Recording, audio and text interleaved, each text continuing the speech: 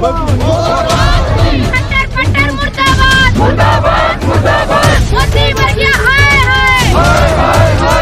सोन पुनिया है जी। क्या मामला है, आज किस लिए सड़कों पे उतरे हो? मामला इस प्रकार से भी है जी, आप सभी को पता ही है कि 1 जनवरी को सरकार ने इस देश को बहुत बड़ा तोहफा देने का काम किया। उसने शिक्षा को गलत की पोजीशन में पहुंचा दिया। एक गाइडलाइन शुरू कर दी कि 1 जनवरी से सभी शिक्षण संस्थान, यूनिवर्सिटी, कॉलेज, ITI या लाइब्रेरीज वगैरह सभी बंद कर दिए जाएंगे। इसलिए यह सभी छात्र इस मुहिम को लेकर यहाँ पर आए हैं कि शिक्षा को बचाना है और शिक्षण संस्थानों को खुलवाना है। जैसे गाइडलाइन के तहत इंस्ट्रक्शन का पालन करते हुए चुनाव करवाया जा सकता है। क्या गाइडलाइन का पालन करते हुए शिक्षण संस्थान नहीं खोले जा सकते? शिक्षा देश का कंधा है, उसी के ऊपर पूरे देश का भार है। अगर वो डूब गई तो देश डूब जाएगा। अगर शिक्षा को बचाना है ना, तभी देश बच सकता है। तो शिक्षण संस्थानों को खुलवाने के लिए ये छात्र इकट्ठा हुए हैं। कोरोना दिन प्रतिदिन बढ़ता जा रहा है, तो उस दौर में सरकार के जो फैसले लिए गए हैं, कहीं ना कहीं जनता की उसके लिए फैसले लिए गए हैं कि कहीं ना कहीं उनको नुकसान ना पहुंचे। प्रत्यक्ष को प्रमाण की जरूरत नहीं है। ये सभी मानते हैं कि कोरोना बढ़ता जा रहा है। अगर कोरोना रियल में इतना बढ़ता जा रहा होता, क्या सरकार चुनाव की आज्ञा देती? गाइडलाइन के तहत क्या चुनाव लोगों के जान से बढ़कर है? ये कहीं ना कहीं एक इशारा कर रहा है कि ये एक ढकोसला है, बहुत बड़ा षड्यंत्र है, देश को अनपढ़ता की ओर लेकर जाने का एक षड्यंत्र है। ये सरकार चाहती है कि इस देश के युवा अनपढ़ रह जाएं, उनको अपने मौलिक कर्तव्यों का ज्ञान ना हो, उन्हें अपने अधिकारों का पता ना चले और वो आगे अपने हकों की आवाज ना उठा सके। तो अब आगे क्या कदम रहेगा? सड़कों पर उतरे हैं, आगे क्या कदम रहेगा? पहले हम जींद में DC साहब को ज्ञापन दे चुके हैं, उससे पहले हिसार में भी हम ज्ञापन दे चुके हैं और आज 12 जनवरी को कैथल में हम ज्ञापन देंगे। फिर भी अगर सरकार की आंख नहीं खुली तो हम CM आवास पर जाकर धरना देंगे और CM को ये दिखा देंगे कि छात्रों से बढ़कर कुछ नहीं है। इस देश का अगर भार उठाने वाले हैं तो ये नेशनल बिल्डर हैं, देश का भविष्य है, ये लोग हैं। अगर ये लोग अनपढ़ रह गए तो ये देश गलत में चला जाएगा। क्या मानते, कोरोना है या नहीं है? देखो, कोरोना है, लेकिन कोरोना एक पहले भी होता था। ऐसा नहीं था मौसम परिवर्तन जब भी आता है तो सभी को जुकाम खांसी होती है। उस जुकाम खांसी को अब एक साइंटिफिक नाम दे दिया कोरोना। पहले भी ऐसा होता था कि जुकाम खांसी होते थे, लेकिन क्या पहले ऐसा नहीं होता था? अगर रियल में कोरोना इतना घातक था तो चुनावों को परमिशन क्यों दी गई? क्या नाम है? सुनीति नाम है सर। क्या कहना चाहेंगे सरकार के इस फैसले को लेकर, कोरोना में जो शिक्षा संस्थान बंद किए? सर, ये शिक्षा का ऐसे नाश कर रहे हैं, स्कूल कॉलेज खोले जाएं और ये इनकी जो है आपसदारी है इनका कि स्कूल कॉलेज खोले जाएं। बस इतना ही बोलना चाहेंगे कि स्कूल कॉलेज खोले जाएं। क्या आप कारण मानते हैं कि सरकार सिर्फ शिक्षा के ऊपर इतना प्रहार कर रही है और तमाम जो शराब के? हाँ जी, रैली में जाते हैं, बिना मास्क के जाते हैं, वहाँ इनको नहीं दिखता। और स्कूल कॉलेज में सारी फैसिलिटी होती है, सैनिटाइजर यूज करते हैं, कॉलेज में जाते हैं, मास्क लगाते हैं। तो इनको ये शिक्षा ही कारण क्यों बनाए इनका? क्या लगता है ऐसा क्यों कदम उठा रही है? कहीं ना कहीं अनपढ़ता की ओर ले जाना चाहते हैं देश के बच्चों को? ये है, इन्होंने सरकारी जॉब सारी खत्म कर दी है और ये शिक्षा को भी खत्म करना चाहते हैं।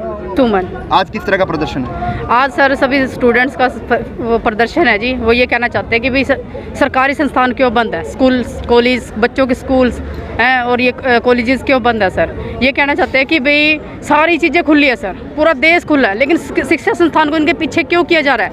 क्या कारण है? इनको क्यों अनपढ़ रखा जाता है? जो आज तक बच्चा नर्सरी में है वो नर्सरी में ही है सर, काफ़ी सालों से, वो 3 साल से घर पर ही है। छोटे बच्चों का तो बिल्कुल ही उनको मतलब कुछ सिखाया ही नहीं जा रहा, स्कूल में जाके ही नहीं देखा उन बच्चों ने। तो क्या ये सब चीज़ें सर, 2 साल से तो कोरोना बंद नहीं हुआ जी, रुका नहीं। क्या इस साल रुक जाएगा ये कोरोना? क्या गारंटी है सर इस साल रुक जाएगा? 1 साल और बैठ जाएंगे, फिर हम ओवर एज हो जाएंगे जी। क्या हमें 2 साल 3 साल देगी सरकार? कहीं ना कहीं सरकार को आप लोगों की चिंता है कि कहीं ना कहीं कोरोना ना हो जाए, आपकी जान की चिंता सरकार कर रही है। सर हम एक बात बताएं सर, ये पिछले 3 साल से हम वैक्सीन लगवा रहे हैं, सब कुछ करवा रहे हैं सर, तब तो रुका नहीं है कोरोना, फिर कहाँ से रुक जाएगा? कोरोना हो जाता है तो कौन जिम्मेवार होगा? कोरोना सर सरकार ही होगी जिम्मेवार भी, क्योंकि वो और चीजें तो खोल रही है ना सर। एक शिक्षा संस्थान ही बंद है, या तो सारा देश बंद करो। शिक्षा संस्थान को तो डोज दे रखी है, तो वो किस लिए दी है सर? ये बताओ। जब 2 डोज 1 हफ्ते के लिए बुखार में पड़े हम, एक हफ्ता हमारा वहाँ पे बर्बाद गया। जब 2 डोज दिए, सरकार ने बोला था 2 डोज देंगे हम, तुम कहीं भी आ जा सकते हो, फिर वो क्यों लगाए बच्चों को? आज मतलब कि कल से मतलब कि चल रहा है ना, जो युवा मतलब कि उन छोटे छोटे बच्चों को, 15 साल के 18 साल के बच्चों को, उनको भी डोज दी जा रही है। अगर उनको डोज दी जा रही, स्कूल क्यों नहीं खोल रहे फिर? एक एक करके बोलेंगे यार।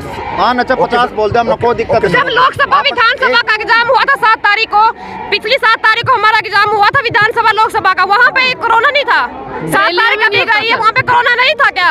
अब बोलती है हरियाणा पंजाब हाई कोर्ट का एग्जाम हमारे फरवरी में डेट आ चुकी है। पिछली बार भी उन्होंने ऐसा ही किया था, हम फिर रह गए क्योंकि प्रैक्टिस होती है तो मतलब वो एग्जाम भी आगे नहीं करते, एज का रिलैक्सेशन नहीं देते। अगर उनको इतनी टेंशन है मतलब भविष्य बच्चों की, क्यों नहीं उनको इतनी टेंशन? तो क्या कारण मानते हैं शिक्षा के ऊपर इस तरह का बंदिश लगा देना सरकार का? सरकार का मतलब ये है कि बच्चे मतलब कि जनसंख्या कम हो और बच्चे मतलब कि एजुकेशन में पीछे रहें और हम अपनी मनमर्जियां पूरी करें। इलिटरेट रखना चाहते हैं जी, हमारे बच्चों को इलिटरेट रखना चाहते हैं ये। कोई नहीं।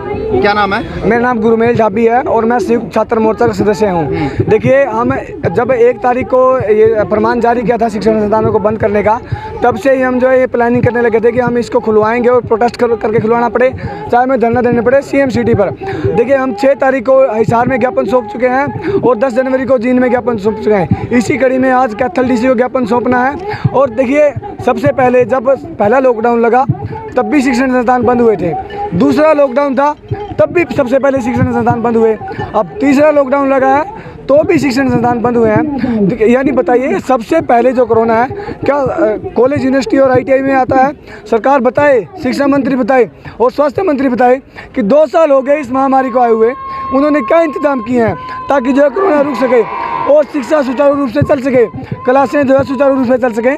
देखिए, जिस तरह कोरोना नियमों के तहत चुनाव करवाए जा रहे हैं, उसी तरह कोरोना नियमों के तहत कोरोना नियमों को लागू करके शिक्षण संस्थानों को भी खोला जा सकता है। मास्क लगवाया जाए, सैनिटाइजर रखा जाए क्लास के बाहर, बाथरूम, लेकिन शिक्षण संस्थानों को बंद नहीं करना चाहिए। हम सरकार से मांग करते हैं कि शिक्षण संस्थानों को जल्दी से जल्दी खोला जाए, नहीं तो हम जो है करनाल में CM हाउस का घेराव करेंगे। ठीक है, कोई और भाई? से शिक्षा की धज्जियाँ उड़ाई जा रही हैं। बच्चों को पढ़ने के लिए जो भी संस्थान है उनको बंद कर दिया जाता है और सरेआम सरकार रैलियां कर रही है।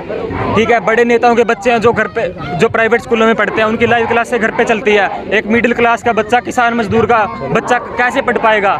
उनको सरकारी स्कूलों में ऐसी व्यवस्था नहीं है कि वो अच्छी सी पढ़ाई कर सके। और जो बड़े नेताओं के बच्चे हैं वो आराम से घर पे बैठ के सब व्यवस्था कर दी जाती है ताकि उनके बच्चे पढ़ सके और जो गरीब किसान का बच्चा है वो ऐसे ही बेरोजगार घूमता रहे।